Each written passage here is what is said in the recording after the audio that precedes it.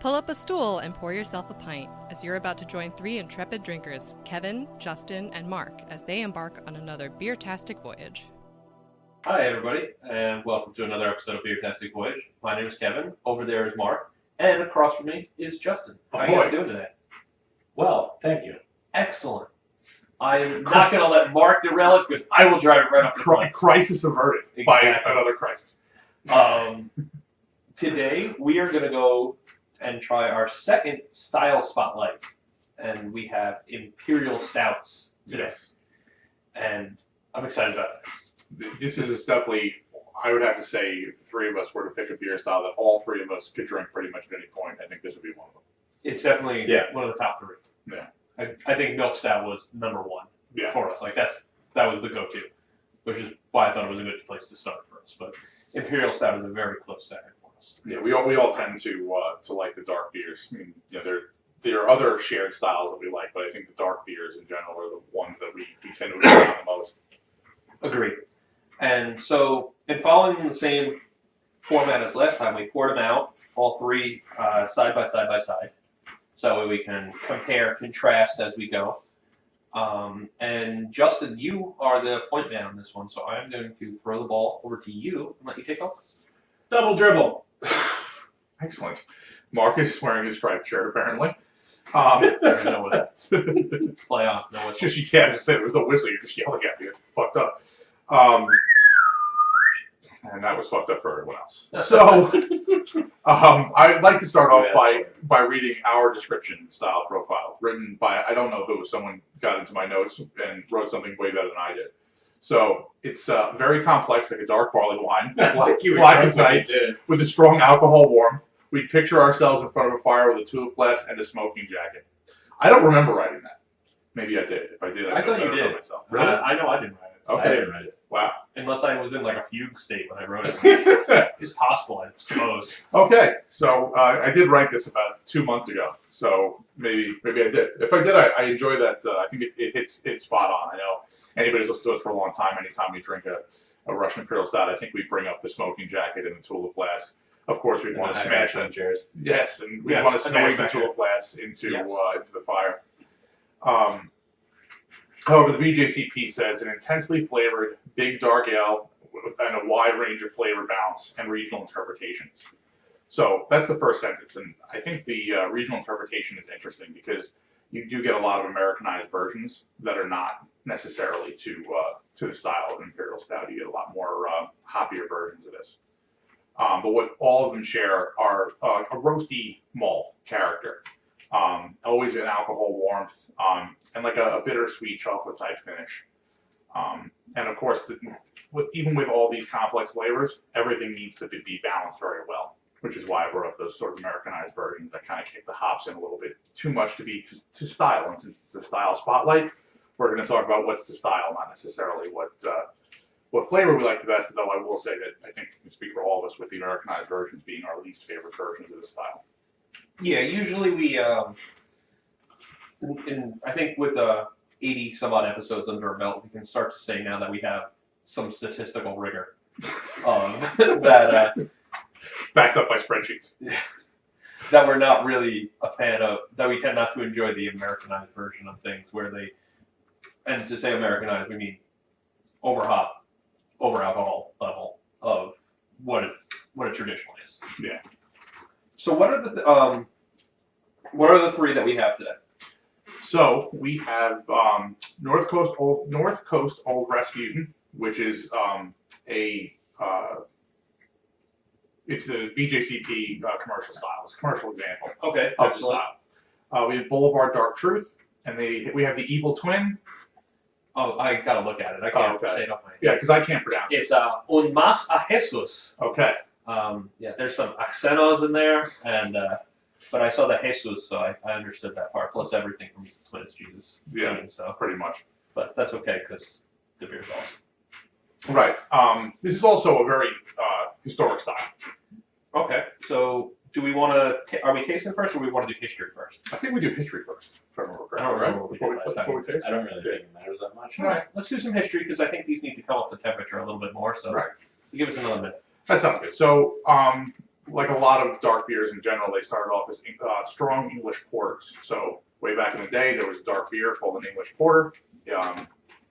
I don't remember, even though I recently heard the whole Don't worry, thing of let's this. look at the same thing again next. Yes, exactly. So we recently had a Guinness rep talk about this, and it was fascinating, but I don't remember all of it.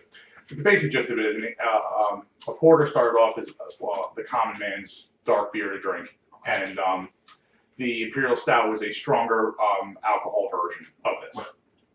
Now it's Imperial because they were sending it to the Imperial Court of Russia, right? Exactly. So Peter the Great fell in love with stouts in general. He's a pretty cool dude. Like you read him historically, like he was awesome. Yeah. He knew where it was at. Yeah. That's cool. I'll have to check that out. I mean, I did read a little bit more about him in reference to this when I was researching all of this, but apparently he had a 1698 trip to England where he fell in love with these beers, and he wanted them to be sent to the Imperial Court. Unfortunately, it was a big embarrassment for England because all the beer spoiled on the way there, or most of it at least. So apparently the Barclay Brewery came to save the day. They were based in London, and they increased both the alcohol content and the hops. Cheers, Barclay. Yeah. And because of that, the whole style flourished. Okay. However, the Napoleonic Wars interrupted the beer trade between Russia. Fucking French guy. Always the French. And that interrupted the trade.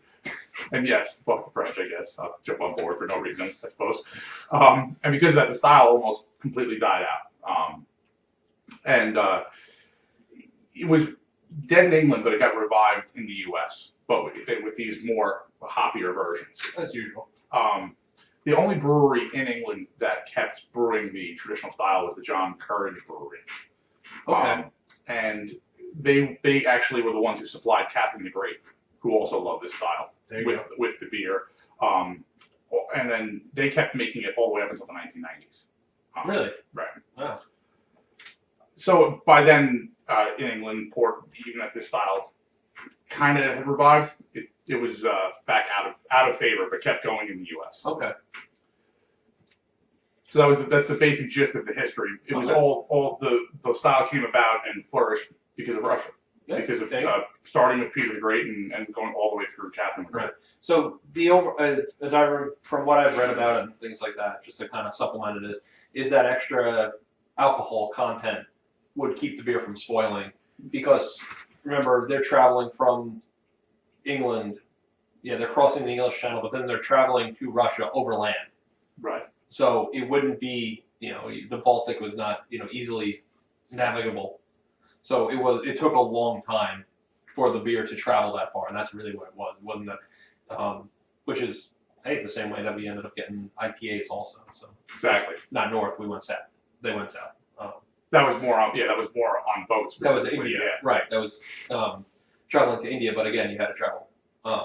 Even with the Suez Canal, you still months of travel. The same thing happened again and again with different beer styles. This is how they came about. So like foreign export stout, which is one of Guinness's beers, Right. is again a higher alcohol, slightly higher hop version of standard Guinness, because they were sending it out to the Caribbean and such. There you go. And they needed to increase the alcohol and hops in order to limit the bacterial growth in the travel time. Yeah. Which I gotta say, this is kind of a little off the topic here, but for some reason We never do that. Oh no, we never go off topic ever. For some reason, Guinness, I guess it's with how dry it is a dark beer that you can still drink in like the really steamy Caribbean weather. Oh yeah. Like I don't understand it, but I'm like, it's magical. Right. It's also the mouthfeel wise. It's definitely like a medium mouthfeel, but it's not the full mouthfeel most people think. In fact, the Russian Imperial Stout that's what people say. I think. Oh yeah. When someone thinks Guinness who's never had it, I think they think of that they're picturing is a Russian Imperial Stout. Definitely. Yeah. So we're gonna start with the Old Rasputin, right? Because that's the commercial example. It is. Yes. Okay. Just a quick note on the vitals for the style, we'll call it. ABV wise, you're looking at anywhere between 8 and 12%. The IBUs are very high, 50 to 90. Again, they were highly hopped for the same purpose as the alcohol preservation. Right. And because of the dark malts in there, the hops and the dark malts, they balance each other. All the malts, rather, not just the dark malts. They balance each other, so you're not getting a dankness. No, it's intense flavors that are balancing. Right. And of course, it's a stout. The SRM is 30 to 40, which is basically blacked out. Light black to dark black. Right. Yes. Exactly. Black. It's in that range. Exactly. So let's sample the Old Rasputin. That's a commercial example, along with Great Divide Yeti Imperial Stout, which I've had, and the Samuel Smith Imperial Stout, which I haven't had, even though I love their opening stout. I have not had either of those other two as well. I may at one point have had the Sam Smith that I don't remember, but I think Old Rasputin I had at one point, but it's I don't think many, I've many had years. the straight up Yeti. I've had the Yeti. I know I haven't had the Yeti. Well, you had the Yeti with the chocolate in it because I opened that. Yeah. How many in was it? Because if it was more than 3, then I don't remember. Yeah, very possibly more than 3. I've had the regular, and I've had an oak aged version of it, both being extremely good. Actually, Okay. I had both of them at a pizza place in Maine. Okay. I don't remember. So the head on this one, when we poured it out, we've kind of been sitting around for 10 minutes, 15 minutes now, but it still retains a pretty good foam layer on top of mine. I don't know how yours it has are. Yeah, mine too. That's definitely part of the style as well. You're going to get a darker head than most, a tan to beige head, and or beige to tan head, and it will stick around for quite a bit. What do you guys picking up on the nose here? Of the first one. I'm getting, kind of a roast burnt character, but I say burnt, but not. It's right up to where burnt would be not pleasing. It's like a really pleasing version of burnt. Right. Yeah, it is very, very deeply roasted on the aroma. Maybe a little bit of like hop dankness. Yes, definitely. Definitely some of the. You can definitely smell the hops. Dankness is pretty much the only word you can go for, but it's not the. It's not full resin, full pine. It's just a strong bitter nose. Yeah, that's only a background note to the strong roast because the roast definitely dominates the aroma. The flavor on this one is outstanding. The mouthfeel it's present, but it doesn't feel oily. It doesn't feel thick, but it's got a little bit of body to it. But the flavor is delicious. It's got a strong roast character in front, and then smooths out really nicely behind it to me. Being a non-coffee drinker, in my mind, when I think of black coffee, this is to me what it should taste like. I can't say what it does, but for someone who hasn't had it, that's what I think it is. It's not far off from. To me, this is closer to when you get what they call the Americano, when they do the espresso. The espresso, when they do the espresso and then they thin it out with extra hot water. Okay. To almost get a coffee-like amount. This is more what you get. You get that strong, it's a more concentrated flavor that then tastes thinned rather than a smoother, lesser flavor throughout. Does that make sense? Yeah, no, I understand. I know I'm trying to make sure that... I as a fellow coffee drinker, am totally picking up what you're laying down. Okay, I'm glad you understand that. And it's just something that, I feel like if you go to a good Italian restaurant, they won't serve you coffee. They'll actually do that. They'll serve you the espresso that they've thinned out with a little extra hot water as a coffee-sized glass, like 4 ounces, the 4 and 6 ounces, and it's so much better. It's so much. The flavor is such a richer flavor, and that's it. There's a richness to the flavor. I'm definitely gonna have to try that. I mean, obviously based on this, because I love this. The one thing I will say is what I'm amazed by with this beer is how I can get a bitter flavor, a little bit of bitter finish, with very little astringency, comparatively speaking. Yeah, I mean, I think because it is very strongly roasty, but it's just also so sweet that it kind of balances out the astringency that's there from the dark grains in the beer. Yeah, this is my jam. This is absolutely delicious. I'm really. It is, and I was before we started recording, I was talking about how Old Rasputin is definitely the first Imperial Stout that I ever had, and I actually had it at Dex in Rocky Point. Ah, I don't know that place. Oh, I've definitely been there. It's a nice place to go, but I was there for lunch with my wife, and I saw Stout, and this is many years ago, so I was not really familiar with what to expect. And I was like, oh, stout. I'll have the old Rasputin. And Plus, it's a baller name. It sounds cool to order. yeah, and like it was for where I was in my beer appreciation at the time, it was way too much for me. Okay, I can understand that. Yeah, this isn't a beginner beer. No, but I am really appreciating it, having this sample now. So I pointed out to Justin, I opened up I'm going to mention the mustard. Yeah, we have to mention the mustard. So I mentioned many episodes ago when my wife and I went up on vacation back in, what was it, late September or so. We went up to central New York. We went all over the place. At Omegang Brewery, they have, pretzels and noshes out for you to eat. And they serve Fox's brand mustards there. And they had a couple different varieties of it. And it's delicious. And I had to get this one. And it's a kind of a honey mustard. But this one is made with has some balsamic vinegar and fresh garlic in it. Yeah, it's dope. It's awesome. It's so delicious, and it pairs really well with the Imperial Stout flavor, because it's a big, strong flavor. That balsamic really hits you strong, the garlic hits you strong. But with this, I think it matches really well, and that's completely by accident. I just wanted to eat it because it's delicious. Yeah, it definitely does, and that's something that we learned on the Say Cheese podcast with Chris Roche, was that strong flavors go better with strong flavored beer. Right. Which is I think the opposite of what most of us would have thought. Right. So yeah, this is pretty tasty. Yeah. So matching flavor intensities, I think, is what's happening here. Right. And I'm trying not to just take all the pretzel sticks and just scrape it clean, but be a good host and share. So we're gonna rate these just because we do that. Okay. So just so everyone knows, the old recipe comes in at 9%. I don't have an actual IBU on it, but it's been pretty well balanced overall. I'm going to start off by saying, for me, it's going to be a bomber.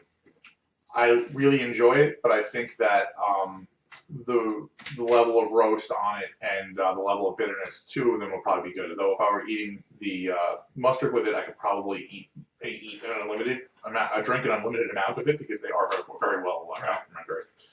You just want to eat the mustard. Yeah, pretty much. I'm going to second the bomber. Two of these be amazing. The first one I would really enjoy. It would probably get me lubed up enough that I would drink the second one faster than I should, and it'd just be perfect. But even the 12-ounce bottle that it comes in, that we have, I think I've seen it in larger bottles too. They make it into I don't know if they're either 22s or 750s. I think they're Imperial pints. Yeah. Yeah. Well, one of them would do the job, but if one's good, two must be better. So I'm gonna go with the bomber on this as well. I'm just gonna go for a pint for old Rasputin, just because the bitterness and the intensity of the roast is a little bit high for something that I'm going to want to drink a lot of. Right. It makes a lot of sense. The second one that we have is the Boulevard Dark Truth. It comes in at 9.7% ABV and 60 IBUs. Boulevard, I've liked most of.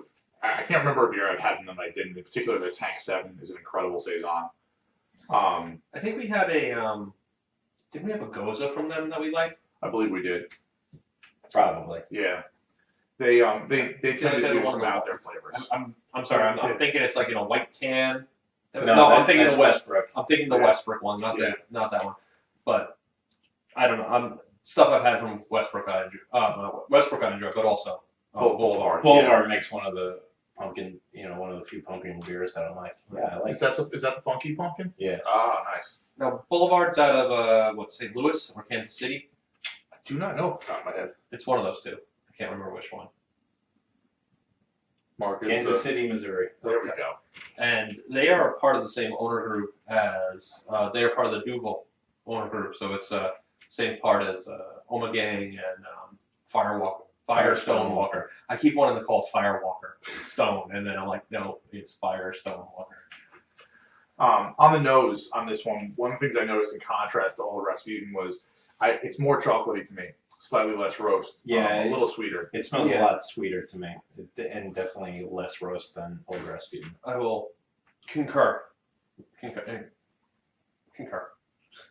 I. Aye. The eyes have it. Interesting for me on the when I taste it, it's not quite as sweet as what I would expect. From the aroma? Yeah, some chocolate notes and a whole bunch more astringency than the Old Rasputin. I'm not really getting that astringent. Really, the back, I get all prickly in the back of my throat, the back of my tongue rather. I get more cocoa, not Yeah. chocolate, but like dark Dutch cocoa. Yeah, Dutch cocoa flavor is a good way to put it. Like I get that kind of flavor to it, especially up front. And again, it's interesting to me that both of them, that the flavor is very up front, and then it smooths out through the back. Yeah.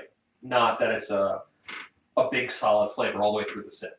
I think that's just an interesting effect that's occurring. Yeah, I do get the cocoa. That is definitely a better descriptor than chocolate.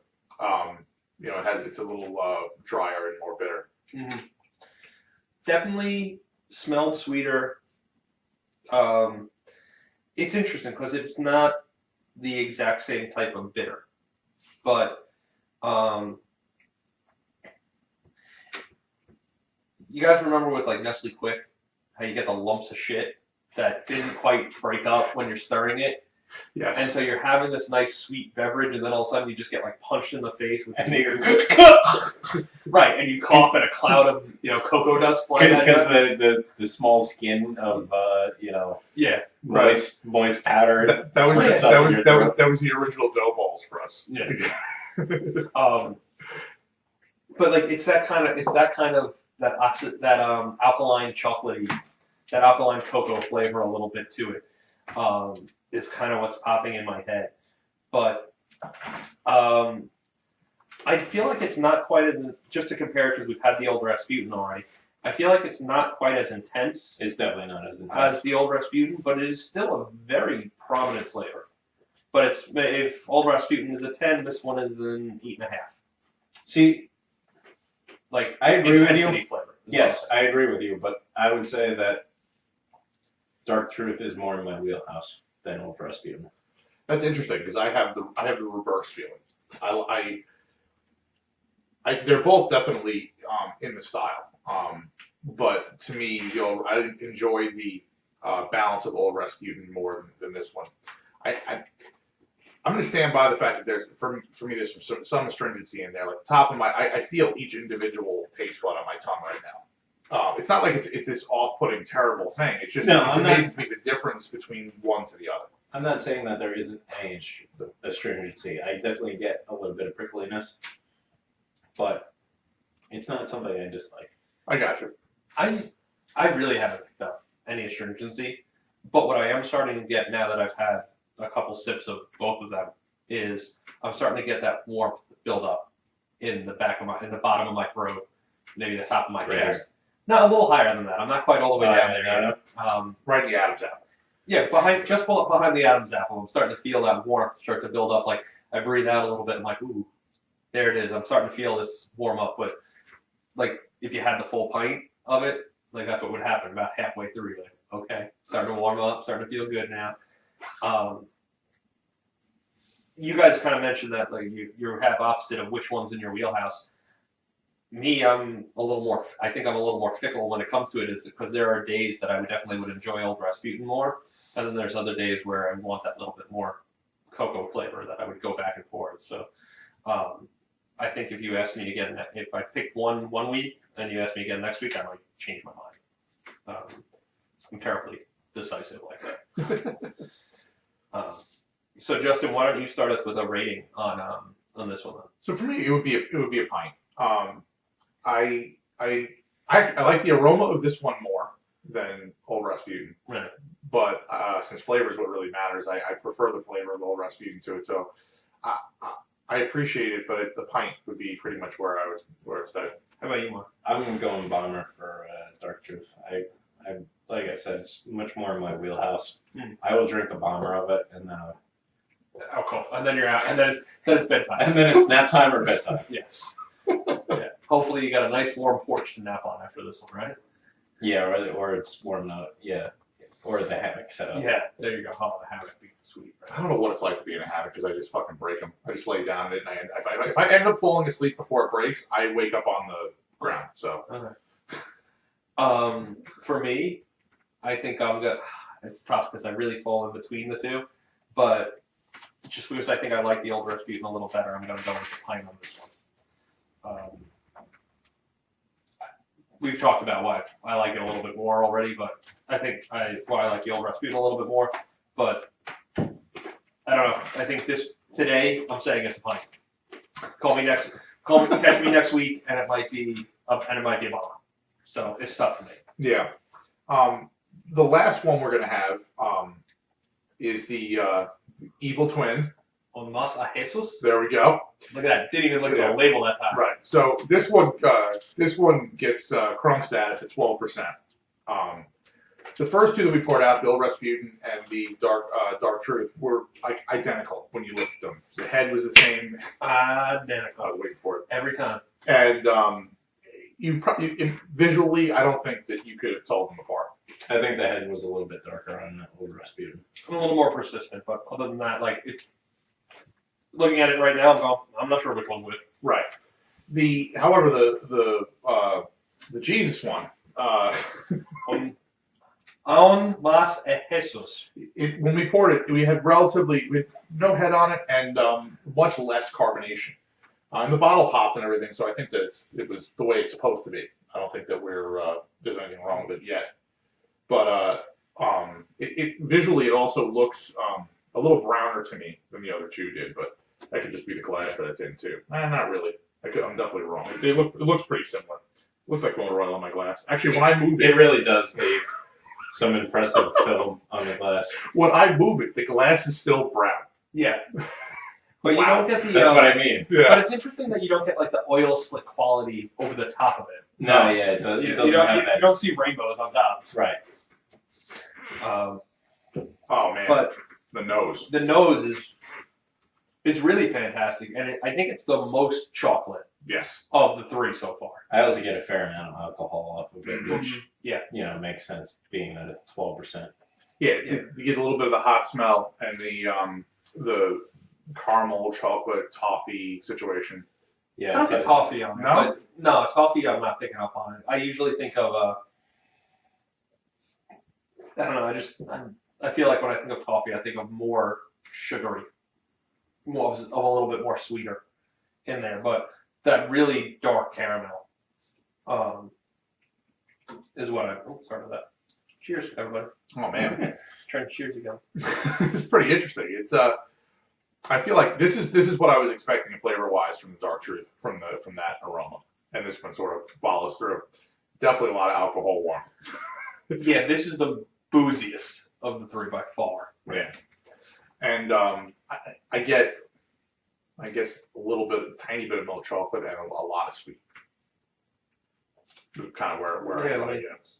The booze is kind of hitting me the most prominent No of doubt. the three, so I'm going to try again and see if I pick up any of the other ones. I would definitely say that this probably has at least perceptibly, it has the least bitterness of the three. Definitely.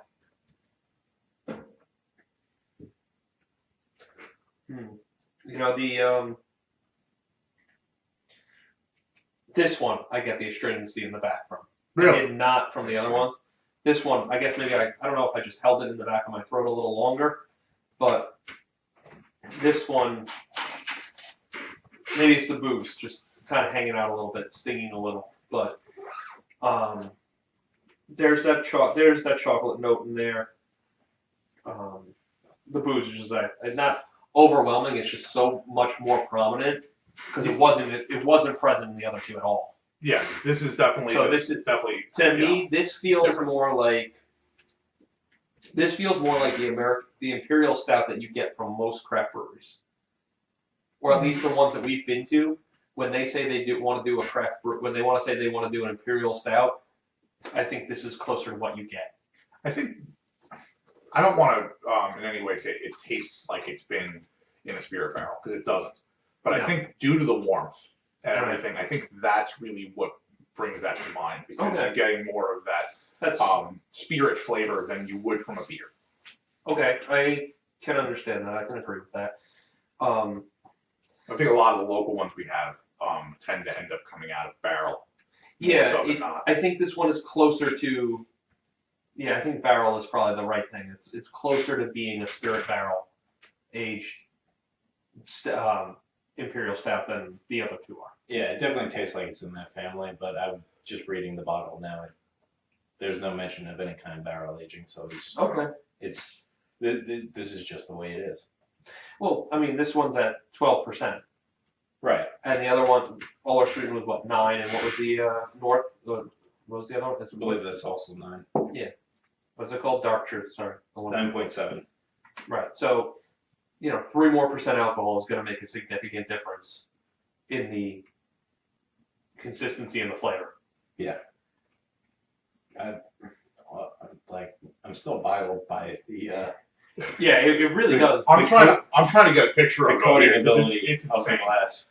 Yeah, the fact that you've been doing that, swirling it around in your glass, and I'm sitting across the table from you, and I can see the glass getting perceptibly darker as you do that. Like, he's got a good angle on it there, and I guess the lighting is hitting it just right. Yeah, it doesn't show up on camera well, unfortunately. It is insane how well it sticks to the glass. Now here's a question: when we poured it, we felt like it was carbonated less than the others. Does that follow through when you're drinking it, or no? It definitely does have lower carbonation than the other Yeah. two, but I would say that it's also still not flat. No, I'm definitely getting bubbles, for lack of a better word, when I'm drinking it. That's why I asked. I think it could deal with a little bit more carbonation. I think it might help to kind of lighten up the mouthfeel and lighten up the flavor a little bit, or at least disperse it. Yeah, Dispersal might be the better phrase rather than lighten. it would certainly bring those flavors up into my sinuses. What's interesting to me is, like, mouthfeel wise, according to BJCP guidelines, they want a very full body, full to very full, chewy, velvety, luscious texture, etc. Between the and we'll get to this when we get to our crucible of doom. Of doom. Bunch of zeros and O's in there. You hate the zero. No, I don't actually. I really like it. Yeah. And it also says that there should be a noticeable alcohol warmth. Okay, interesting. And it says should not be syrupy or under attenuated. However, carbonation may be low to moderate. So let's keep that in mind a little bit later when we go for what's most style. But I think that this one hits a lot of those notes. Yeah, I would say this is definitely still within the range. Oh yeah. Without question. All right, so I'm very interested to hear what Mark. Yeah, what Yeah, Mark I has to say about this. want to hear Mark's take on this one. As far as what are you rating on this? Well, I gave Dark Truth a bomber, so I guess I would have to go growler for this one. Yeah, I had a feeling that was coming. How about you, Justin? I am also going to give it a growler. And wake me up in 3 days. Yeah, exactly. This is going to be the like, I'm going out. Yeah. Going out and staying home. going out semi-permanently. Just hold the mirror in front of my face once or twice. And check Yeah, for me. exactly. For me, I'm going to put this one at a pint. Okay. The alcohol warmth to it and the oiliness of it kind of turns me off a little bit. I just think the first two were more in my wheelhouse of the kind of flavor that I want. Still goes really good with that mustard, though. It does, and all three of them I think have paired really well with it. I'm going to chew on my shoe in a little bit and see how well that goes with the mustard. I think it might just be the mustard. Listen, we could smear that on pretty much anything. Like I want that on a turkey and bacon sandwich. Like that's what I want. I don't want it on everything. I might smear it on my body. Don't worry about it. Don't get it in the hole. That'll stick. Oh God, that hurts so much. But My mucous membranes. Steal something from Guy Fieri, put it on a flip flop. Yeah, flip flop that would taste good with this. So yeah, for me, it's gonna be a pint. It's just I think the other. I'm falling into the hazard of the fact that I like the other two better. So I think I'm rating this one a little lower than I normally would. I think if we had just kind of grabbed 3 Evil Twin beers, which I'm a big fan of most of their beers. I'm pretty sure we could have picked 3 Evil Twin Imperial Stouts. Right. Yeah, with maple, without maple, with more maple, with less Jesus, with more Jesus. Extra Jesus. Yeah. Double extra Jesus. Extra Jesus bitter. Yeah. Extra special Jesus. Yeah. And then biscotti flavored Jesus. Right. With Mexican chilies. So I think that's just falling victim to the fact that I've had the other two that I like a little bit more right now. But I think even so, I would probably rate it a pint just because it'd be a lot to drink a lot of. Yeah, It'd be I'm up to the challenge. It'd be a lot of beer to drink a quantity of. Yes. I'm not disagreeing with you, But you guys possess the fortitude to go forth. Yeah, I feel like I could.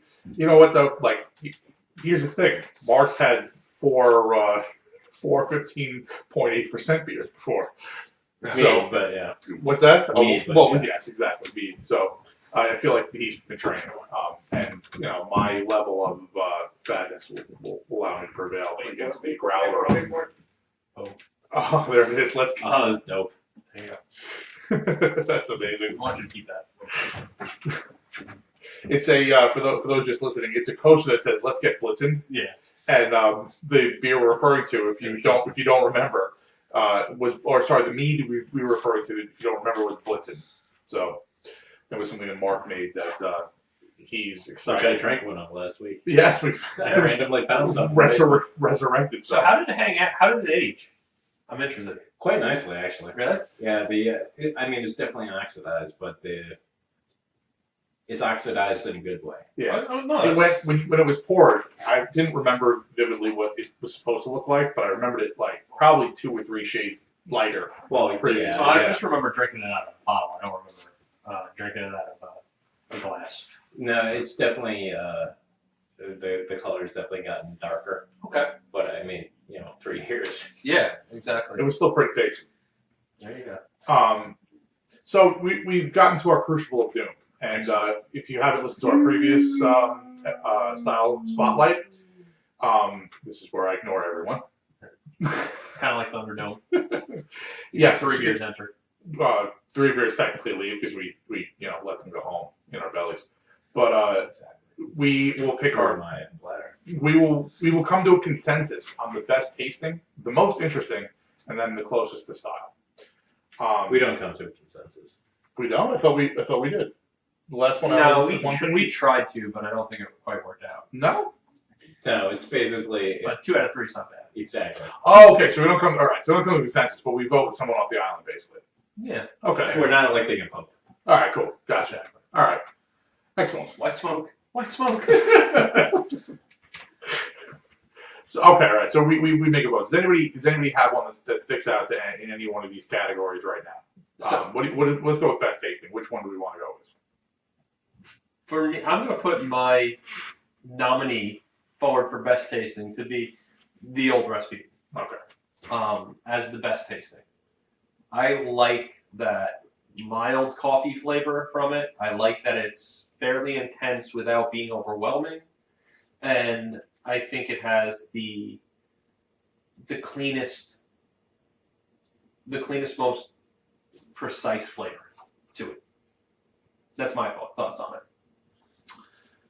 I'm on the fence because that's definitely one that I can vote for. I could get behind Old Rasputin. I think that for your average person, I think that would be correct. I think that would be the best tasting for most of the population. Right. If we're voting for you, if we're voting for me specifically, it's going to be the Evil Twin. I think that will definitely not hold true for most people. But the Evil Twin is the best tasting. Yeah. Okay. I'm with him on the Evil Twin for best tasting. See, to me, the alcohol flavor on it kind of overdoes it for me. And that's where I kind of lose the flavor aspect to it. I can understand that, but also at the same point, If I've already decided that I'm drinking an Imperial Stout, exactly. Easy for you to say. Yeah, exactly. If I've already decided I'm drinking an Imperial Stout, the Evil Twin is definitely where I'm gonna go. All right, I'm going back to the old Rasputin and the. I'm gonna flip back and forth between the two of them here. I have a little bit left of each to kind of see if I can be swayed. I saved a little bit of the first two, but my Evil Twin is empty. Yeah, I appreciate at this point you can close your eyes and know what that tastes like. Or maybe not. Maybe you close your eyes and just fucking pass out. We lost Mark. Mark down. Yeah, if it's more than 2 minutes of Mark being quiet, I kind of worry like that he's passed out. The whole 2 young children and strong beer lends me to that idea that you just finally have 2 minutes to stop and you're just like, Yeah, and when I can't. the perpetual motion has stopped, so therefore it's gonna end. That was definitely happening yesterday afternoon. Yeah. Yeah. If I stop, I'm going down. After I got home from helping him, both kids were down for a nap. I laid down on a love seat and I was like, I found myself going drifting off. So with your extra recon here. So going back to trying both of them back side by side, which I hadn't experienced before, I will say that the Evil Twin is more flavorful, but it's still not more of the flavor that I want. Okay. So I will give it a more intense flavor and more flavorful, but the flavor of the old Rasputin is still my favorite. I'm sorry. Okay. Well, we voted you off the island. I think we can all agree that the best tasting thing on the Please table extinguish is your flame. What's that? Yes. Yeah, get the little cat thing. Where Where's is my that guy? where's What my was that people fucking torch? guy's name? Scott Corbin? What the fuck? No. What the fuck was his name? It was Scott, right? It was definitely his name. Something like that. And all game show hosts are named Scott. Oh, right. Yeah, true. Or Chuck. Chuck Woolery. Shout out. But yeah, I think we can all say that the best tasting thing on the table is the honey mustard. Yeah. Oh, so good. But all right, so we're gonna take the consensus as the Evil Twin for that. Now, most interesting on the table. I feel like Kevin has a strong contender for this one. I can see it on his face. No, I don't. I know, that's why I said that. You're an asshole.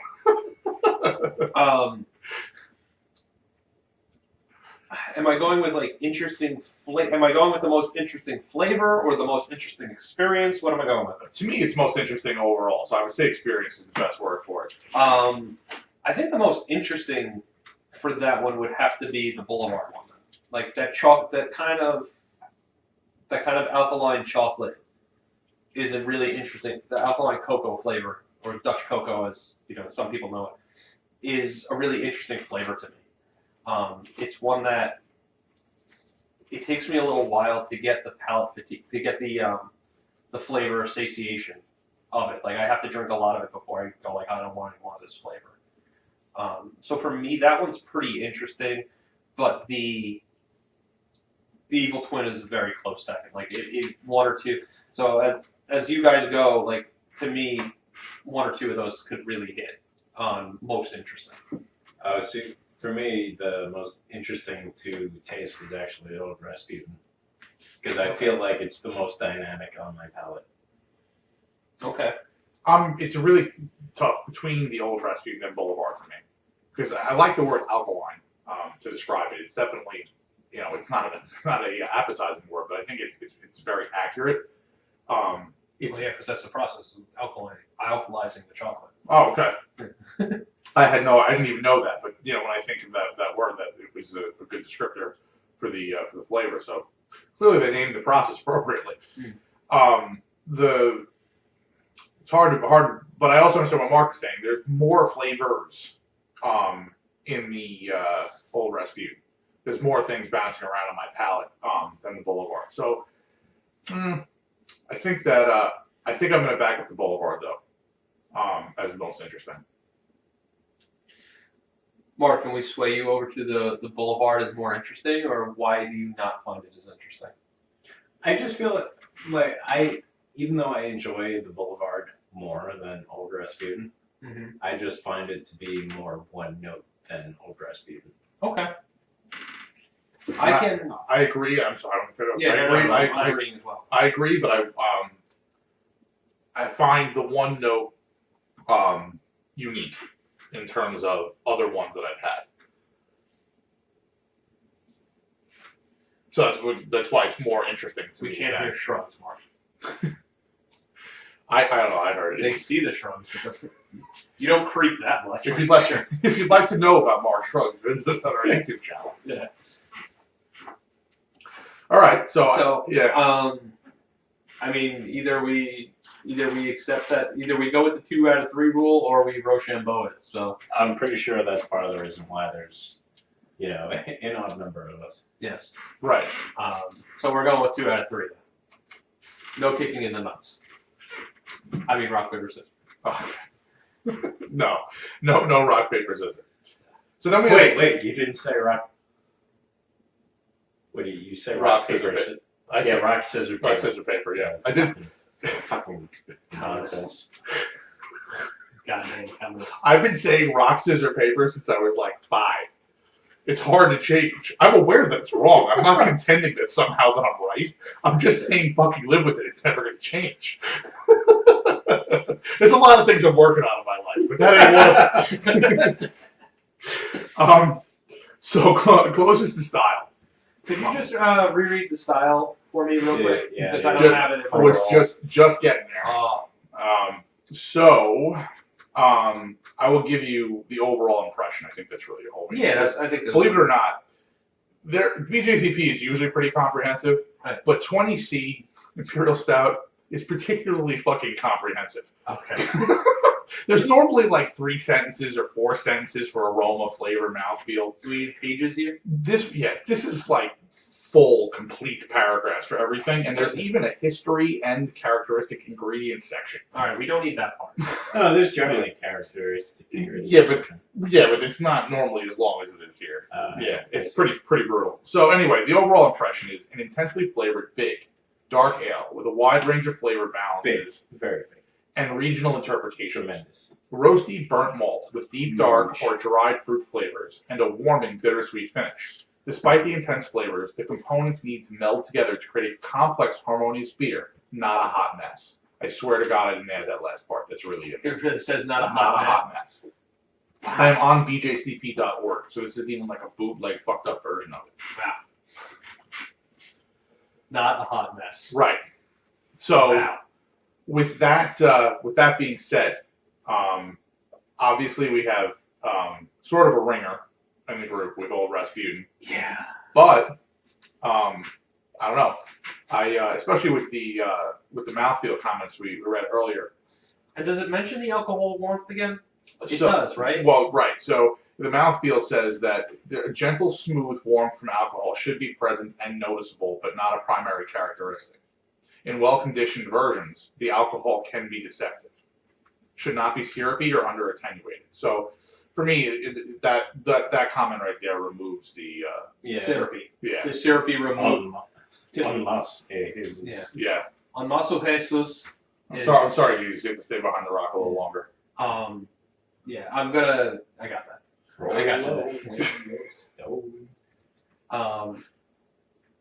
yeah, I'm gonna say that the syrupiness will eliminate the Jesus from this conversation.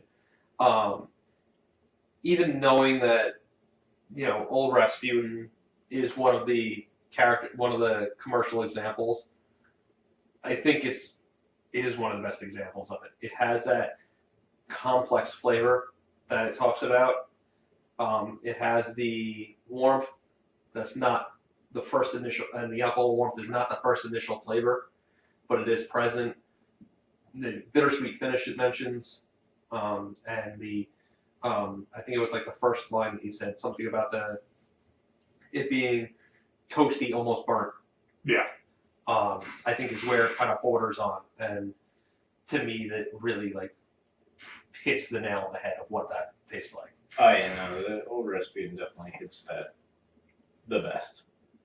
It's unanimous. I mean, Yeah. there's no question. I think that the Boulevard, while in the same vein, is not nearly as complex and also does not present the roasty burnt as well Mhm. as the Old Rasputin does. I mean, I just wanted to reiterate my thoughts on the three again. Of I really feel like the chocolate one is interesting, but I can't get it out of my head that the Evil Twin one really feels like what a lot of like my experience has been with craft beers. When they say when you go to a craft brewery, especially on Long Island, and you say you're going to get an Imperial Stout, that I feel more ready to get something like this, the Evil Twin, than the Old Rasputin. There's no data to back this up. There's no quantitative information. Just my own impressions, and I feel like I'm more likely to get something like the Evil Twin than I am like the Old Rasputin if I ask for an Imperial Stout. What do you guys think? I understand what you're saying, but I would say that I would expect something more along the lines of the Boulevard Dark Truth is what I would expect to receive, because the most classic example as far as Long Island breweries go would be Boris from Spired Bite. Yeah. And that is a delicious beer, but I would say that it's probably closer to the Dark Truth than it is to the On Mas e Jesus. Yes. I'm going to continue not saying that name. I agree. It definitely doesn't remind me of Old Rasputin. I almost wanted to say, as I passed it off to you, I almost wanted to say, except for the ones that Larry makes. I almost wanted to say, like, other than the ones that Larry makes, I want that statement. Like, I almost want him as the clarifying statement. Like, he's the exception that proves the rule. You know? And I could definitely be wrong, but I'm trying to think of an Imperial Stout that we've had from a local brewery that wasn't barrel aged. I'm trying, other than Boris the Spider, I can't think of one. I'm sure there is one. There's got to be at least one. I can't think of one either. Right, which is why I think that might have some of the perception, might be skewing some of your perception of it. I think this is very fair analysis. We don't usually see an Imperial Stout on tap, with just as an Imperial Stout. I think that is kind of I think the brewers in the area do take that as this chance to go, okay, let's throw it in a barrel and see what happens. Right. We're going that big. Yeah. We're going to go fancy big. Yeah, definitely. And just because we did it last time with it, I did it again. I dumped 3 beers together. I'm glad you remember, because I kept some behind to do it, and then I drank all. Yeah, I dumped a little bit together of all 3, probably about 2/3 of an ounce of each one. The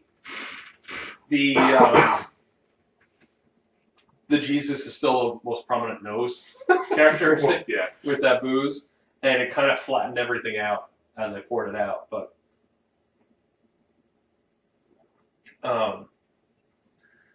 it kind of doesn't taste that right. I'm not gonna lie. I'm gonna pass it off to Mark because I want him to try some of it. Okay, I will also try. It kind of just made a flat, muddled mess of the flavors between the 3 of them. Yeah. Which it wasn't blended. Sometimes you create that kind of blended flavor. This kind of just created a muddled mess. Yeah, she just shit on everything right in there. Like, the 3 of them individually did not have a distasteful clinging to my palate. But all 3 together did. Yes. Yeah, I want to make this go away with a pretzel. Mm-hmm. So blending doesn't always work out. Yeah, so maybe these are not the 3 to blend together, but particularly I'm really glad to try the Old Rasputin again and kind of recall how good it is. And Boulevard hits another, solid beer. Yeah, I don't want anybody to think it was beer. Right? I don't want anybody to think it was bad. It's just when you're comparing it next to it, it was lacking in just a little bit of character for me. Yeah, and I think if we were doing a profile on Boulevard and we happen to have that beer, we would probably be raving about it more than the impression that we're giving right now. Yes, if we were just talking about okay, how much of this beer do I want to drink? Yeah. As opposed to how closely does this fit with the written style guidelines and stuff like that.